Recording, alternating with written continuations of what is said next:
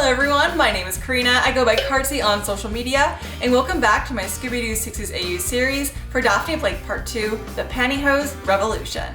In this series, I'm bringing to life the mystery gang from Scooby-Doo with the help of my best friends. The target year is 1969 when the show first aired, and so far we have brought to life Velma Dinkley, a gender bend of Shaggy Rogers, and Fred Jones.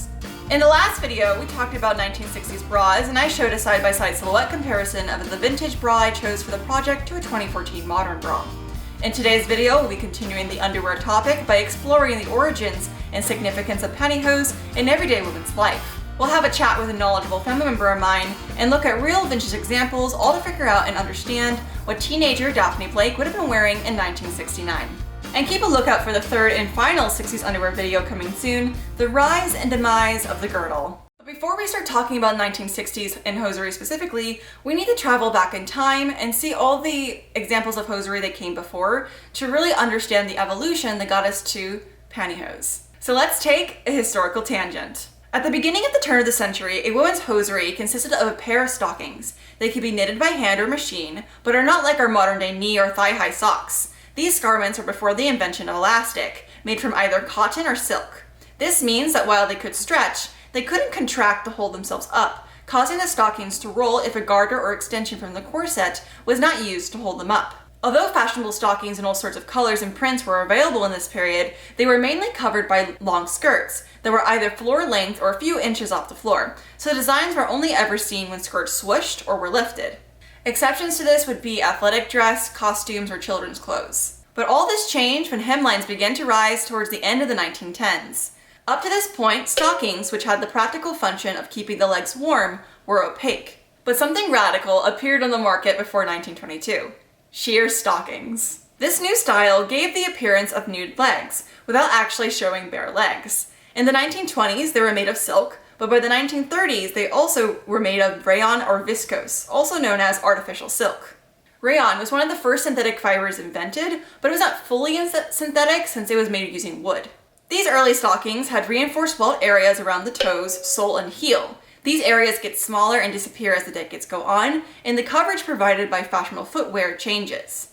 Another detail stockings had was a center back seam, but it too would eventually go away in the 60s. These details are what makes these earlier sheer stockings so distinct when compared to their later on counterparts within the century. But what really revolutionized stockings was the invention of the first fully synthetic fiber in the mid-1930s, nylon. In 1940, DuPont introduced nylon stockings to the market, and they flew off the shelves. The reason why this material had taken the world by storm was because it was strong, less prone to runs, and really shaped around the leg in comparison to silk stockings. But women in America had a problem when the US joined World War II in December of 1941. They needed a lot of parachutes, but the problem with parachutes is that they were made with silk. And the issue with silk was that they got it from one particular country at that time, Japan, and they were now an enemy nation. According to an article by the Smithsonian, in the late 1930s, the US imported 4/5 of the world's silk, 90% of which was imported from Japan. Of that, 75 to 80% went into the making of women's stockings, a 400,000 annual industry, about 6 million in today's dollars. The US government turned to nylon as their solution and declared it was a defense material, and then they went out and they bought all of DuPont's inventory of nylon stockings. Nylon became known as the fiber that won the war. And it was used in glider tow ropes, aircraft fuel tanks, flak jackets, shoelaces, mosquito netting, and hammocks. On top of this, women were encouraged to donate their old stockings, whether nylon or silk, for the war effort. The caption for this image states that the local salvage committees collected 626,127 pounds of old silk and nylon stockings in 3 months. So suddenly, after only 2 years of nylon being on the market, women were left with nothing sheer to cover their legs with. This led some women to use leg makeup or liquid stockings, while other women in desperation looked to the black market to try and get their nylon hosiery. But when the war ended, a different problem occurred. Now you would think that when it was done and everyone was so happy that everything would just smoothly transition back into normal, but now we had a different problem, which resulted in the nylon riots of 1945 to 1946.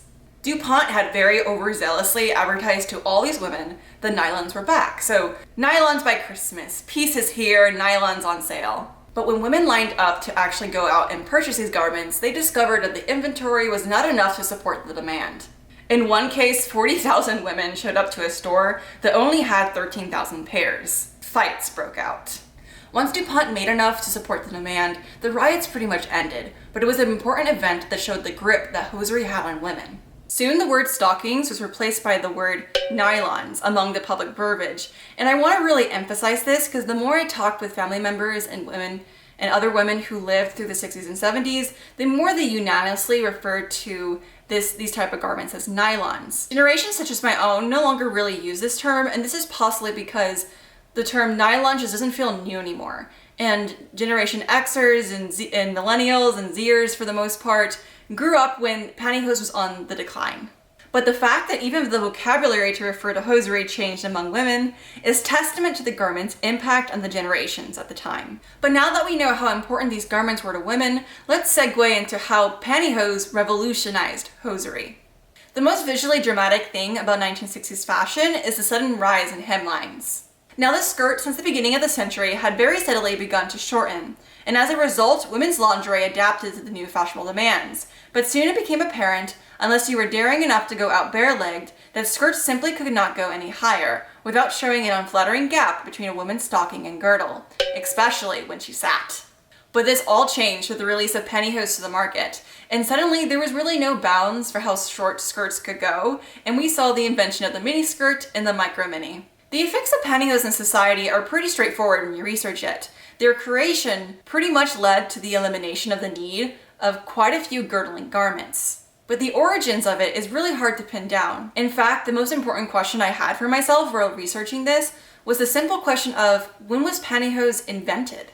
The most direct answer I have been able to find comes from the passion project website by Edgar Verico called The Museum of Hosiery. On the website's timeline, there is a breakdown of when the first patents for pantyhose was issued. According to the site, in 1956, November 9th, inventor Ernest G. Rice filed an application with the United States Patent Office titled Combination Stockings and Panty. Within it, the patent described, "The present invention relates to ladies' knitted articles, and more particularly to a combination garment in which a pair of stockings and underpants are unitarily formed. And further, it is an object of this invention to provide a unitary garment which includes a pair of stockings and a pair of underpants that eliminates the need for garter attachments and belts." Ernest was not granted the patent till March 18, 1958. And according to the Nylon Hosiery Smithsonian article, nylon stockings remained the standard in women's hosiery until 1959, when pantyhose hit the shelves. The year 1959 provided by the Smithsonian just so happens to be the farthest back I have been able to find advertisements for pantyhose, except in this example I'm going to show they were called nylon tights.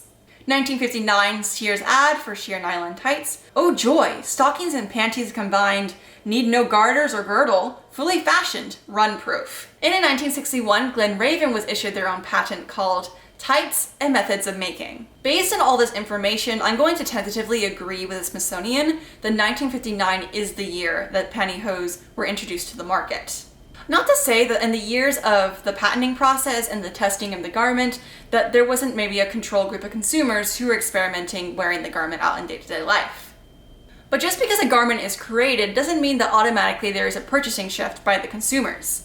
These companies now had the job of educating and improving their product as the decade went on. And this is something we see as we see more and more different styles of pantyhose being developed. I have found some interesting versions that were present in the market as the garment continued to improve, as well as various names such as panty legs and nylon tights. The most bizarre looking version takes the name pantyhose quite literally, as they address nylon hosiery attached to panties. Now, I know this looks weird, but that's only because the fabric is in its relaxed state and not stretched around the human figure.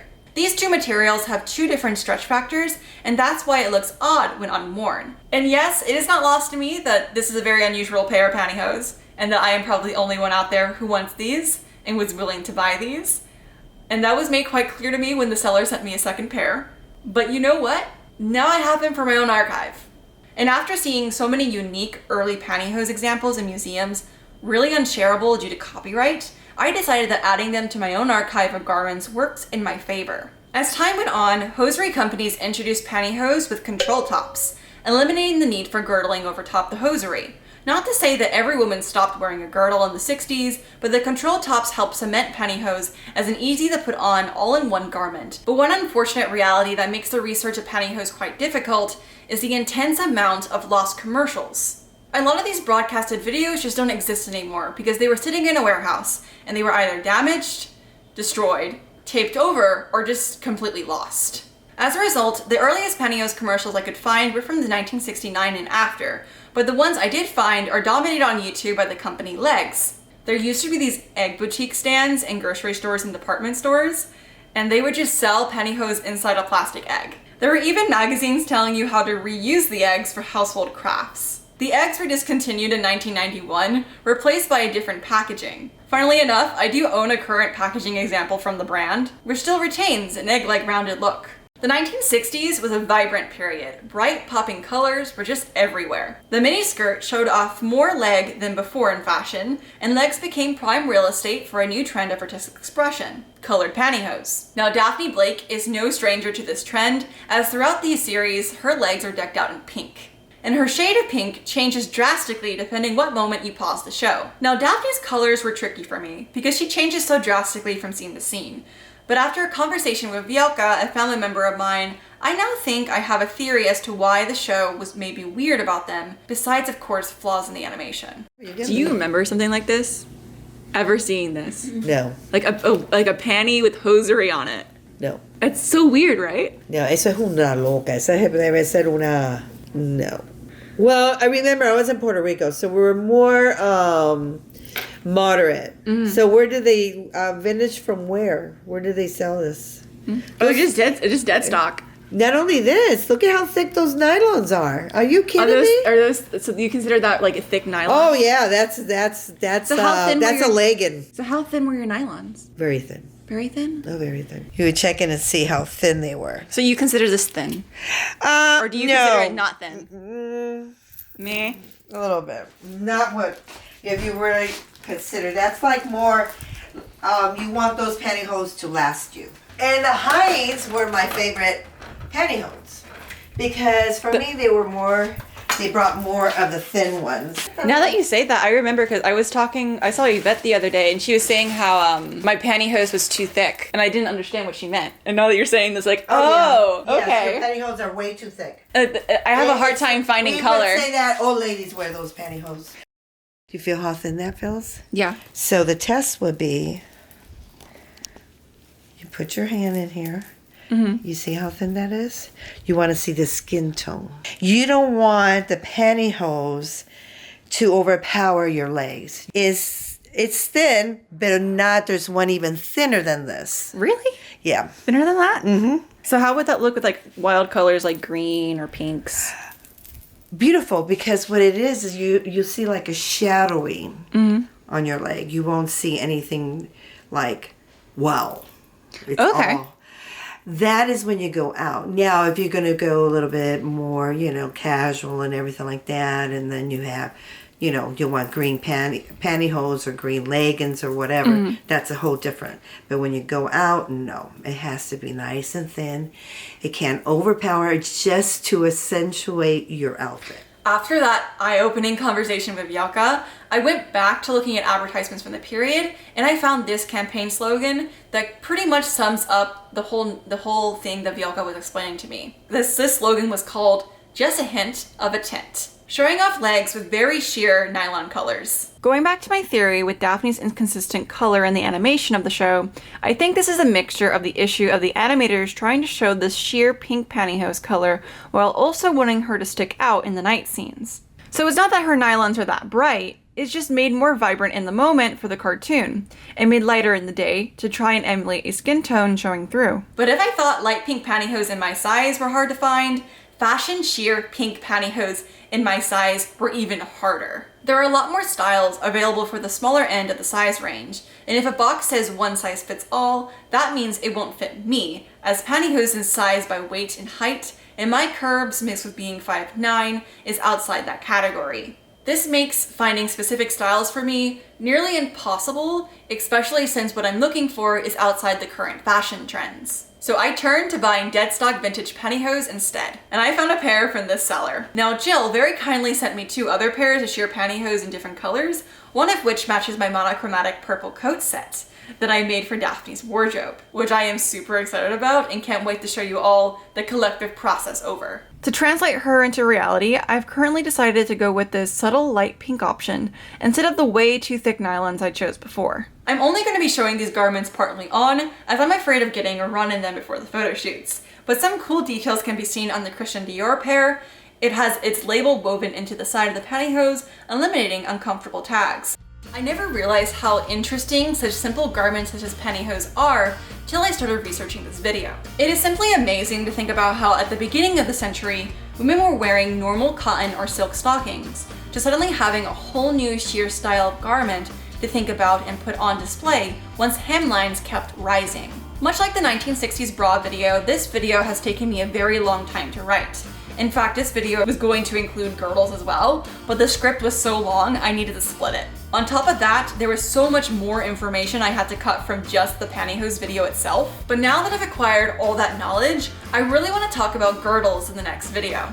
Because one of my biggest questions I had while figuring out Daphne's underwear was whether or not she would wear a panty girdle, which led me to purchasing a vintage pair to feel what the garment felt like. But we'll explore that topic next time.